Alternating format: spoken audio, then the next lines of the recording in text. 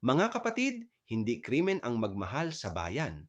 Pero bakit parang ganito ang trato kina Junila Castro at Jed Tamano? Nang nagtanggol sila sa komunidad at kalikasan, sila ang inatake. At nang nagsalita sila tungkol sa kanilang dinanas, mismong militar na inirereklamo ang tumutol pa sa proteksyong ibinigay ng Korte Suprema. Ang Korte Suprema na ang nagsabi, may banta sa buhay at kalayaan ng dalawang babaeng ito, kaya sila binigyan ng protective writs.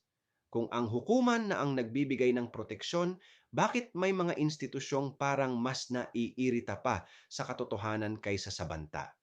Mga kapatid, ang pagtatanggol sa bayan ay hindi kailanman dapat ituring na kasalanan. At ang isang lipunan na nangangailangan pang humingi ng proteksyon sa hukuman para lamang magsalita ay lipunang kailangang gisingin. Ako si Padre Jesse Galilea, may pusong Pinoy, kasama ninyo sa pananalig at pakikibakang panlipunan.